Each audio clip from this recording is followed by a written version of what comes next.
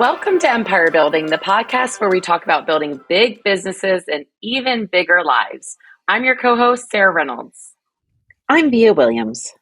And I'm Wendy Papazan. Today, we're going to talk about something that is affecting many, many people in our country and around the world. We're going to talk about burnout. Burnout rates are through the roof. And for those of you that are listening that are in the real estate industry, it's been a really tough 2.5 years with the pandemic. I mean, imagine in the first part of 2020, we didn't know what was happening. Some people couldn't work. And then our workload accelerated. We had maybe the best 2 years of our life. And now as we roll into 2023, there's a lot of uncertainty. You know, business is down, the real estate market is tanking, the economy is not doing well. And so it's really a struggle because, you know, on one hand, we might be thinking like, oh, finally, we get a break, you know, after the last 2 years. But at the same time, we're having to also, you know, provide for our families and make sure that we have enough business. So that means, you know, in sales, it means you have to work 3 times as hard to get the same amount of leads. So what are you guys thinking? What's going on? I want to just catch up with you and hear how your businesses are doing. How are your people feeling? What's going on? Don't jump in so fast, Sarah. Well, we're definitely feeling it. So it's interesting. This is the first time in a shift where I am watching multiple markets. So that's pretty cool. I'm having fun, seeing how each market is pacing, and they're all very different. And so that's been interesting. But now every market that we serve at Empower Home is now in the full shift. So we are seeing quite the drastic number decline in number of home sales. So our main market, which is DC Metro, is down 18% year over year.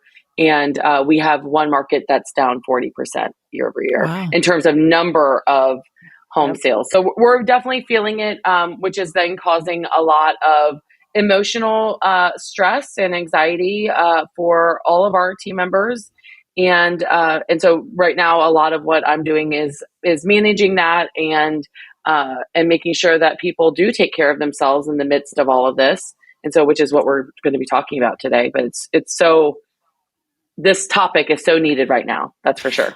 I'm really curious. Are your markets with the lower price homes, are they slightly more stable, or is there any like pattern in terms of all your different markets? No, it's kind of random. No, so higher end is actually not being hit as hard in all of the markets. But no, our lower price homes, because of the interest rate increase, and so it's definitely impacting first time home buyers.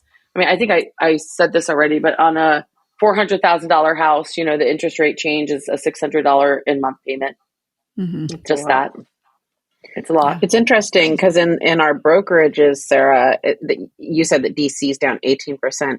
We're down 22%. So it's somewhat similar. I mean, it's statistically a little bit off, but not so different. So in Western Washington, on a blended average with all of our brokerages, we're down 22%. But based on what I'm seeing, and is that year over year? Is that what you're talking about? That is year to date, year over year. So is that your market or is that the offices? Oh, that's offices. That's our brokerages. So yeah, and which is a good kind of benchmark, right? And so, so you're right. That's not our market. That is our brokerages. But we have 8 brokerages spanning Western Washington with 1,700 agents at all. Luxury, first time, everything in between. It's a pretty good benchmark. I would anticipate normally we're not that far off of the market. I can double check it, but based on what I'm seeing turned in for October, deals turned in, we're going to be down. It's going to be 30% would be my guess by the end of this month. It's going to be our most statistically shocking month, right? That like we've heard about it. We've been following it. We kind of started seeing it last month. I think we are really for the first time going to see it this month. And I started like bracing my leaders that between now and January, it's just going to be, a tough 4 months for a lot of people in the real estate and housing industry. Yeah. It's going to be especially tough with markets that are highly seasonal. some of our friends that are in the colder markets. I mean, everybody's market is seasonal, and I know down in Texas, it's we're sometimes December can be one of our better months, and I know, for instance, in Maine, people don't buy houses then, so that's tough. Yeah, it's tough. It's tough. Well, so thanks for sharing that, guys. So it's tough. It's a lot of anxiety, and a lot of burnout after multiple years of stress. So today we're going to talk about, first of all, we're going to rely heavily on Adam Grant, who I feel like is at the forefront of talking about burnout and workplace fatigue. He wrote a great article about the Great Resignation. And then Ken Coleman with the Ramsey Organization. They both are talking a lot about it. So we're going to lean heavily on their research and their thoughts. And I love this quote by, it was actually Adam Grant sent it on Twitter. He said, "Burnout is being overwhelmed by work. Bore out," so like boredom out, "is being underwhelmed by work." So there's a difference. You got burnout, you got bore out. And that's interesting, actually. Yeah. Yeah. Well, that's part of it too, is people want more out of their work. They want more engaging work. But then he says, the data says having too much to do is exhausting, but having too little to do is demoralizing. Mm-hmm. In idle time, motivation wanes. Sustaining energy depends on balancing what's meaningful with what's manageable. And so I thought this is probably true in our industry, as we have a lot of people who aren't going out and doing. They're having more time to sit around. And so their motivation is waning for it. Well, we should probably define burnout then, because that's interesting. I've never heard bore out. That really resonates with me.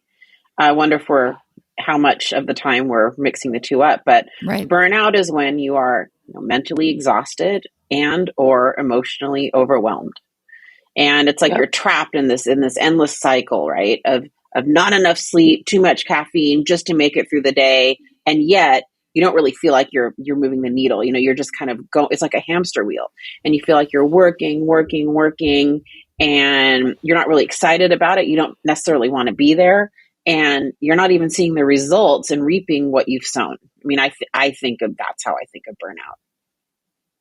Yep. But I don't know if you guys do or not.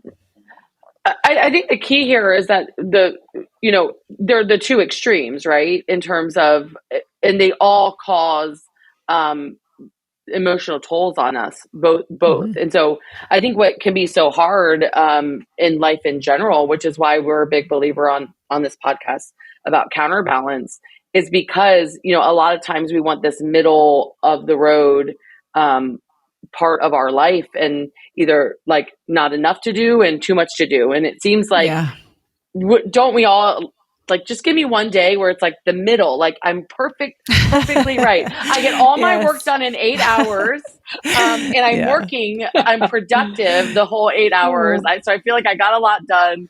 I did have one day like that. I remember that. I actually posted on Facebook about it. I was like, you know what? Today, I just feel like I have everything handled and everything under control and everything done. It was great. We get like one day on Facebook. Like that. Yeah, it was really good. Yeah, and I love that's a memory of yours. Yeah, it's funny. Remember that day?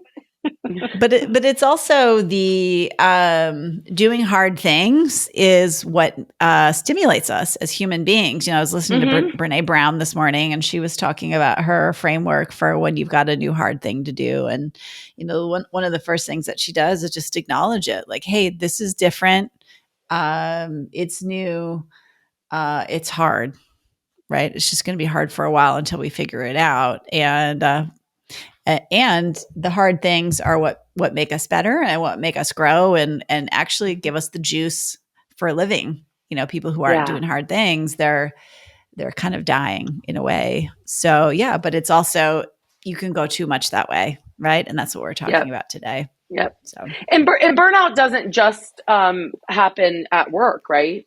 No. I think there's burnout with demanding relationships. So I know so many of our listeners serve as a caretaker for their parents, and or I was we had our raving fans dinner last night, and I was sitting next to a client of ours, and they have a 22-year-old disabled child.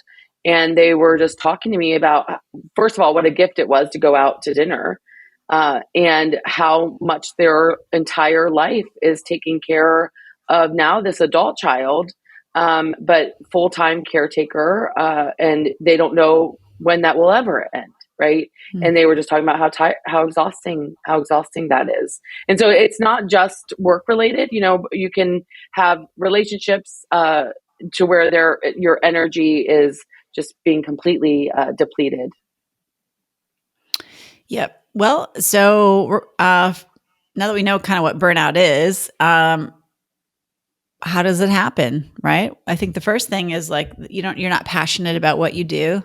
70% of Americans don't like their jobs. And that comes from not really understanding what you're good at and what you love to do. Right. Or what you're passionate about, or what's interesting to you. And it's not like we're going to wake up every day and have a burning passion for everything we do all day long, but you want to go to work and it needs to be something that you enjoy doing and that you like doing. So I think that's a big one. You can have a toxic workplace, right? And I don't know, how would you guys define a toxic workplace?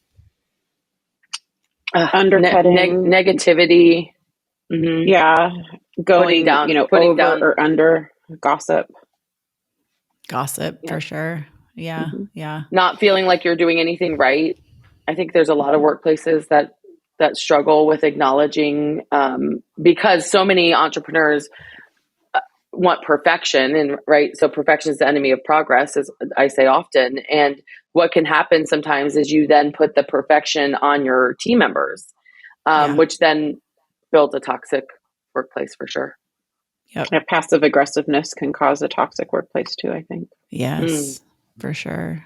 Yeah. Yeah. Or a lack of care, in a way, mm-hmm. like mm-hmm. It's maybe not overtly toxic, but it's not like a caring environment either, where you just feel like nobody gives a crap about you, Mm-hmm. Yeah. Yeah. So that's one. You got bore out, right? Boredom, people who are bored at their jobs, and then feeling overwhelmed. Like there's just so many things going on, and then feeling underappreciated.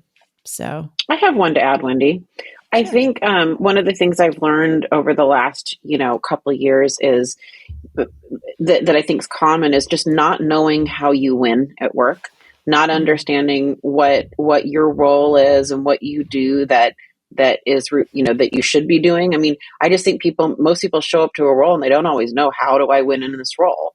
Yeah. And so we joked about this was our first ever pandemic and I want to win it, because I started learning that a lot of us are wired to just need to have wins every day, mm-hmm. every week, every month, and if you don't, I mean, you get burnt out if you just don't even know what you're doing matters or is moving the needle for you or anybody, really. The other one I was sharing with you guys earlier today. So I had my first ever therapy session. And I want to give everyone permission listening. This took me many years to have permission to get therapy. And I think it's super important. It's my first one, but it already has made a difference in my day. But one of the things she's already evangelizing it. Yeah. One session. 2 hours later, I love it. Well, it made a big difference for me. And what she said is, a lot of times when we have feelings around something, it's because we're in misalignment of values. And I think what can happen sometimes with work is, are you in alignment with your workplace, right? So I think burnout happens when you are out of alignment on your values as a human being. That's and so I think that can happen as well and cause burnout without us realizing that's what it is. Yeah. That's huge. I think that's so good, Sarah. I think that's so true.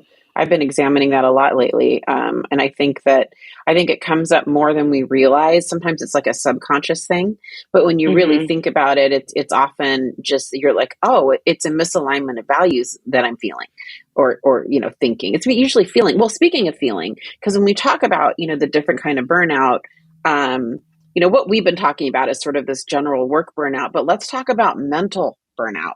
And I think that can be at work, but it can be in all areas. So, mental burnout would be, situational depression. I wouldn't want to get, just if you're suffering with mental health, problems, we would urge you to, seek professional counseling. And that's not necessarily what we're referring to. I think this is more like situational depression and, just kind of hopelessness, frustration, lack of productivity, or just, you don't have that edge. You don't have that, you're not on like you normally are, just a lack of motivation, getting started on something, continuing something, finishing something, feeling disconnected from your team, from your family, from your friends. That's a big one. Leadership lonely and I think socially lonely is a big one. And you choose it because you're having this work hangover. You're kind of having this mental and physical work hangover.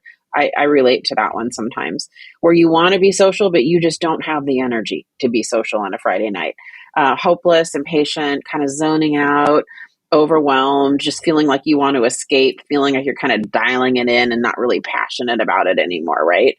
But I did mention physical. Am I the only one that's like, okay, we got to tell them what to do about it. Because I know, because I'm this is so depressing. All the burnout, all the burnout. I know, but it's important to well, but I mean, sometimes people just need to know. Like they need the hardest thing is to figure it out. It's really the hardest thing is to because my Angie on my team, our director of finance, she actually came to me. It was probably about a year ago, and she was like, "I think I'm burnt out." She had kind of self-identified it as, and her thing is travel. Like that is her happy place, is travel. And so we just instituted some stuff on our team where, because people also weren't taking vacations. They weren't taking time off. And so we actually put some things in place as a team where now everybody is required to take their time off. Everybody on our ops team has got one half day a month where they get that Friday off, half day Fridays. But I thought it was really good of her to like identify it. And a lot of people that are listening, they don't know why they're feeling that way. I'm sorry, but I was just like, let's go. No, it's funny. Let's tell them how to fix it. Let's fix it. Let's fix it. No, let's fix it. I think, what Bia was saying earlier in terms of, Brene Brown said that a lot of times when people do feel burnout, it's actually it's a loneliness. That they're actually lonely. And I think that's what Mia was saying as well. It can be confusing knowing whether or not it's actual burnout from an overwork standpoint, or is it what's causing whatever emotion you're feeling is what I'm trying to say. Like it could be something else that's causing it. That's not even actual working the job. It's more of a feeling that you're having of loneliness, that you need to be more open with those you do work with, something like that. I think that's so good, Sarah. And I would say that the distinguishing factor is like when you are doing something that you're passionate about, you love, and or you really believe in the why, it typically gives you energy even through the hard things, which is why a lot of books and authors and people like motivational speakers say, do something that you at least believe. If you don't love every aspect of it, like really love the why of it, right? And I think when burnout's tough is it takes way more physical and mental energy to do things you don't like doing. Yes. And then if you don't like doing it and you don't really believe in the why at a particular moment or in a situation, you talk about a work hangover. I mean, you're just exhausted, and that exhaustion, and then you get on the hamster wheel the next day. That's what I think cycles into burnout. Yep. Which is why our strengths episode is so good on that, because the more you're working within your strengths, the more you will not feel that way. And so you will have so much joy and passion around that. So if you haven't listened to that, dive into that episode because it's a really good one to prevent, help you prevent burnout. So maybe that's point number 1 of how you prevent burnout. Listen to our strengths episode and make sure you're working within your strengths. No. Well, okay. So speaking of which, so Wendy, Adam Grant has this great framework. Yeah. Let's hit it, girl. Yes. Let's get out of the wahs. Let's hit it. Yeah. Let's do it. Yeah. Well, so Adam Grant has a great framework for thinking about burnout. And he says the burnout is not necessarily a problem in your head, right? It's a problem in your circumstances. Okay. So it's where you're at. Mm-hmm. And he argues that stress may be inevitable. And I would argue that stress can actually be good. That's how you handle stress. That's important. But burnout can be prevented and even reduced, even in high pressure jobs, which a lot of us are. So it requires structural and cultural change. And he's got a model for change called demand control support. And it's really a model for employers to use, which we're going to talk about. But even before that, we want to talk about what people can do for themselves, because some of you guys are on teams, work for companies. Some of you guys are the ones that can control what happens in your environment. So we're actually going to break it down into, what people can do to kind of help themselves with burnout, and then what employers can do to help people not be burnt out in their organizations. Yeah, for sure. And, what people can do to help themselves, we sort of have hit on some of it before, but you can figure out and remember why you're doing this and what's the outcome and who are you doing this for? Why do you do what you do? I think this is best if it's others focused. If it's bigger than yourself, right? If there are sometimes temporarily in life, it might be to get on that vacation that you were talking about, Wendy. Sometimes we need those little things, but for the most part, if there's a bigger purpose, I think that's easier to tie what you're doing to that. Speak up when something is wrong. Be sure that Sarah talked about therapy. Get yourself a theracoach, or that's what I call or a therapist. Get someone that you can talk to about this. And say the words, identify that this may be burnout or this is burnout, right? Well, and I also think about speaking out inside your organization, right? If you have some of those things, if you're in an organization that's toxic, if you are struggling with some of these things, if you're not getting the support you need, that can be hard. You may feel like you don't have a lot of power, but sometimes you can speak up, and sometimes honestly the leader maybe doesn't even know.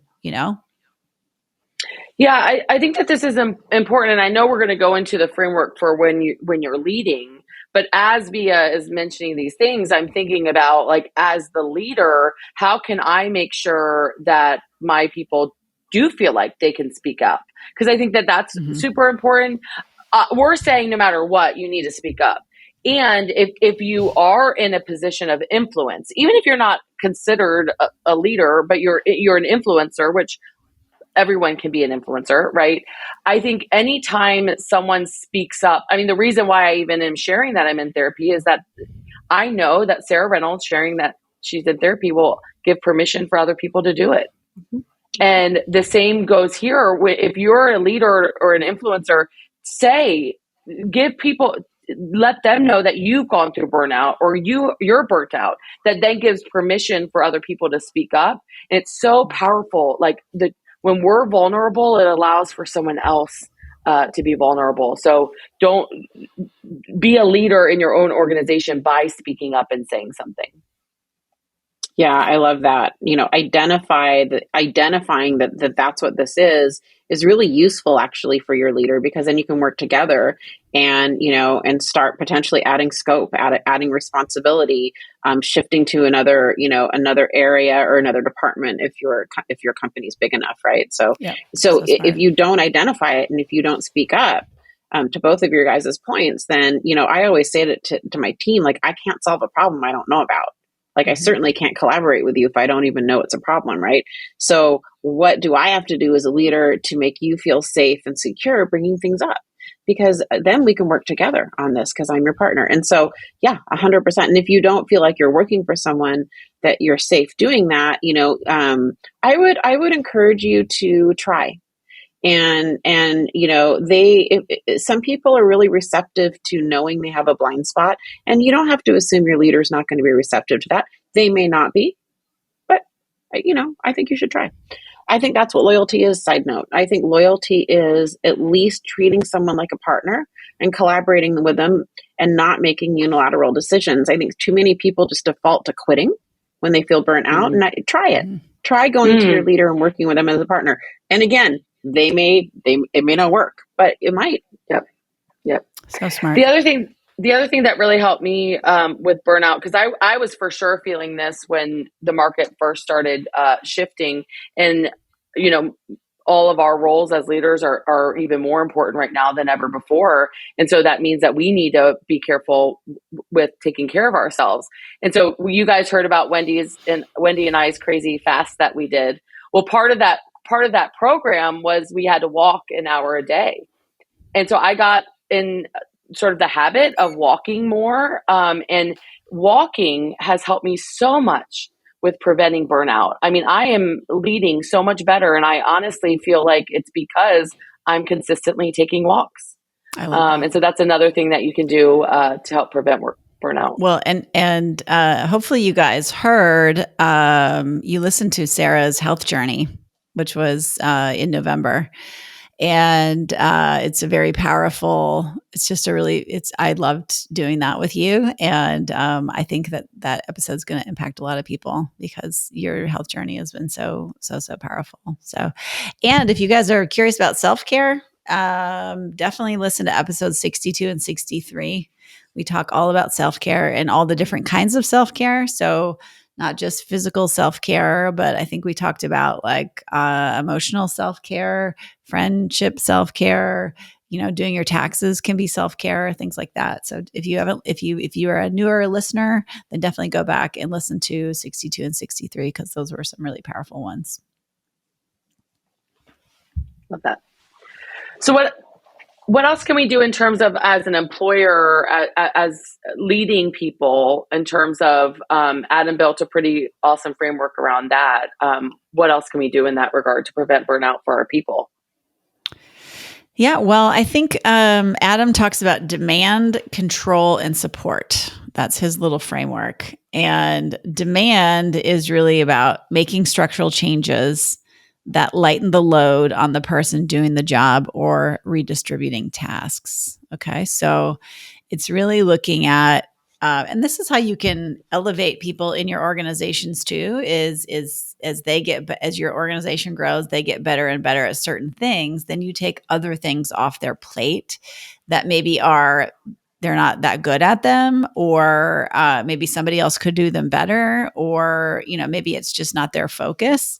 And sometimes you can do that with a junior member of the team. I know some people have done that with like virtual assistants in the Philippines. That can be super helpful. So just identify the elements of the role that deplete them. Right? They might energize somebody else. Mm-hmm. Right. But what's depleting you, and then reduce those. Right. And you can do that through another person, or you can also do it through automation. Mm-hmm. Right. How can you become more efficient and do your time and have software or something like that do the work for you? Can I add one thing to that, Wendy? Yeah. I love that. And I think that for certain people, so just be, I'm talking to the leaders that maybe employ people, especially salespeople, they need a challenge, when we talked about this a little bit earlier. So if you're going to lighten the load, be sure that you're balancing that on the other side with potentially something more exciting and, like a bigger goal or a bigger challenge for them. They actually thrive on the challenge. Now, not everybody does, so you have to kind of know the behavioral styles. But when you lighten the load, then I think you can start running that risk of the bore out, we call it, I think. Mm-hmm. Now I love that. Mm-hmm. And so that was just my first thought when I was listening. I'm like, yeah, for some people that's good. For some people, you need to make sure that you're driving even more forward now if they're lightening some of the back end mm-hmm. load. Yeah, that makes sense. Yeah. So the second piece of it is control, right? So you can lighten the load, but then also making sure that you are really giving them the skills that they need to handle before we it. jump into that, can I just say one more thing on demand that I thought was important? Of course. So one of the things that we did when we went virtual during the pandemic was we put a lot of, I feel like, better systems in place around communication. We started using Slack, which is essentially kind of like project management and email management software. And that's been really great because now we kind of have office hours. Before it was a lot of text messaging, a lot of group message texts, and Slack has been great. So employees can just be like, I'm taking a break. I'm focusing right now. You can't get a hold of me. And it just it compartmentalizes. So there's not a lot of wasted time with a lot of back and forth stuff. So if you feel like if you're spending a tremendous amount of time on email, and also it's just understanding, like, do 10 people need to be on every email that goes out? Yeah. No. I know some organizations where literally everybody is CC'd on everything, and you almost need an assistant just to manage your email every day. Sounds horrible. It's insane. Yeah, it's insane. So just think about that. I think you bring the point in that, Wendy. I think that's a powerful point. So thank you for making sure we get it mentioned. The point in that is a lot of times people look at someone's job description or their tasks, and then they're thinking like, oh, they don't have that much to do. But what Wendy's talking about is how much of their brain space are you using? Like if you're CCing them on things that they don't need to know about, you are actually draining their brain. Mm-hmm. No, that's not on their job description. That's not a task they have to do. But are there things that you could set up in your organization systems wise to prevent as much brain power being wasted on something, to make sure that you're saving their brain space for the most important things that they do? I think that's very powerful what you brought up. Smart. Well, and for those of you that are in real estate, I can remember I learned this from Lance Loken. And you guys maybe do this too. We have a Slack channel for every listing that we have, right? And every buyer. Oh, wow. And it's great because you can just like pop in and out and you can see what's going on. Or if I know I have to have a hard conversation or something's going on, just go back to that Slack channel. You get to read everything you walk in, you feel very informed about what's going on. And it's not a lot of like text messaging. And so much happens outside text messaging back and forth, sending an email back and forth, and not everybody's looped in. And so this way everybody can kind of choose to know everything. They can pop in and pop out without having to actually coalesce it themselves, So So good. So going back to the second piece, which is control. As the leader, as the employer, you get to control in terms of how you set them up for success in terms of building their skills and teaching them. Or like once I saw the impact that walking had on my life, I immediately started a walking steps competition for my entire organization. And so everyone's outside walking, we're passing each other, competing for steps all day now. And so it has helped the whole organization relieve their stress a little bit, and also making sure that we're teaching those skills along the way to know when they are burnt out, what are the things that they can do? Because some of the things aren't related to work. And you as their leader, teaching them how to deal with burnout will actually help them in all the circles of their life, not just in the work circle. Yeah. Yeah. So the third one is support. I was still listening to you just now, by the way, side note. Well, I was like letting that absorb. I'm like, oh wait, I'm next. And also, Sarah, like when you think about control, it's like giving people more autonomy over their work is kind of how I view this, which is, a lot of people, you can't control everything obviously we can't control everything, right? A lot of us are control freaks, but we can't control most things. We can only control our reaction to them, but you can give people more autonomy at work, which is like, hey, set somebody up for success. Hey, here's a project I want you to own completely. You're going to take complete ownership over it. Here are my expectations. These are the outcomes that I want, but you're going to own it.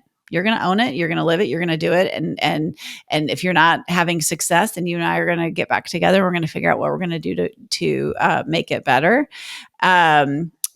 So, that's a good point, Wendy. Really so good. the other thing that you can do is to help people set their own goals, right? In any, whether they're a real estate agent, whether there's somebody else on their team, but you might have an outcome that you want, right? And they can have more autonomy over achieving that outcome, because that reduces burnout too. Because when people feel like they can't control anything, who wants to work in an environment like that? And there are lots of ways to achieve something. There might be a best way, but there also might be a different way that's also a best way, right? They might say, "Hey, let's try it this way," and be open to something like that. And then some way that people can have control is to allow flexible hours or hybrid work, right? I know both of you allow this in your organization, and that matters a lot to people, especially after these last 2 years of the pandemic. I mean, people are literally quitting their jobs because they want to have more control and flexibility out of their hours. They're probably working more than they've ever worked. And they're like, why do I need to be there at 7:30 in the morning? Or why do I need to leave at this? Why do I need to stay till such and such? So that kind of control, giving people control back over what they do and their time and things like that is also can help with burnout a lot. So good. It's interesting when you talk about autonomy. I think that's a really good transition into the third one, which is support. It is a basic human need, the need for autonomy and the need for freedom to, act on your own volition. And so I think that probably a lot of burnout, if we're really looking at it, may boil down to autonomy. And so if you're like, well, I can't really give my people autonomy, I don't know that they whatever, look at who you're hiring, because if they can't handle an autonomy to move the needle in the role they need to move the needle in, they're probably not the right person.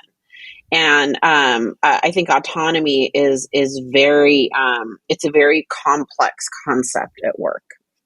Andy Stanley on leadership does a really great podcast, and one of the best episodes is on autonomy. And he's like, well, you actually don't want autonomy.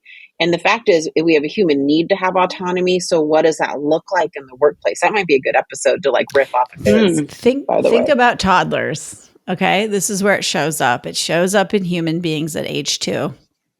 No. Right? That's how we know it's a basic human trait, is it shows up very early on in human beings, right? And so if you're constantly telling your kid, you have to do this, you have to do that, everybody's heard, you need to choose your battles. That's really what you're talking about at work. Not that you're choosing your battles, but you're really saying here, you can pick out your outfit for the day. Yeah. Right. Or you get to choose this, you don't get the choice around breakfast, but you get to choose a snack this afternoon. Right. And people are like, good, I have some control over my day. Yeah. Right. Do you want eggs or cereal? It's not, do you want breakfast? It's, do you want eggs or cereal? Yeah. Exactly. Well, let's go into the third one, the third admin grant. So, the first one was demand, the second was control, and the third one support. And that really is supporting people through burnout, and organizationally is certainly. So creating a culture that makes it easy to request and receive help. Translation, be a safe place for people to talk about this at, right? So, we just want to be sure that as empire builders and as business owners, we're providing, the type and the amount of support needed, right? That frequency is going to probably ebb and flow depending on what's happening in the world. We needed more support during COVID, in the heat of COVID, right? Than maybe other times. But, if you have an open culture that supports this, you would be inviting employees to take advantage of it. It's one thing to say, oh, it's here on a list of services we offer, but really making sure that all of the managers or everyone on your team knows enough about what you have available to suggest it to people. And so that people actually use it. I think that it's one thing to have a menu. It's another thing to get people to order from it. Right. And so, I think that what we're all saying is that as leaders, when we open up about our challenges, and when we open up, when Sarah says, "Hey, I went to therapy this morning," right? It shows others that this is normal. It normalizes the struggle that is life, because nobody said life was not going to be a struggle. It will be. It will always be a struggle. And so if you as the leader can normalize this and talk about it, it then makes it really safe for others to talk about it. And when you say, hey, I made sure that as an organization, you guys have the best support at your disposal. Sometimes that's me. Sometimes that's, this or that. Sometimes it's making sure that mental health is in our health insurance. It's just double checking these things, right? That, at a very baseline, they're going to have 24 visits covered that year that they need, right? Yep. So yeah, anything else that you guys can think of for support? No, I think that's really good. Yeah. Well, guys, today I think this episode was so timely. Even though we're, 2.5 years into the pandemic, there are still so many people who are feeling burnt out, anxious, lonely, disconnected, frustrated, all of the things. And I actually think what we're experiencing is we're seeing a shift in human consciousness right now around what we want at work, and it's very different. And that alone, it can be very discombobulating for the world. Like, we're seeing that all over the place. And so quiet quitting. I mean, there's so much it's a going big on shift. right now. It is a big shift in American and actually all over the world consciousness about what work should look like. And that's just, change is hard. Change is hard. We're wired to do the same thing all the time. We like to do the same thing every time. And so change is hard. So just understand that's okay. I love how we talked about doing hard things is actually a part of being a human. And so we have to work our way through those. And then just take some of the frameworks that we talked about today, which is, understanding and feeling when you've got burnout, like listening to your body.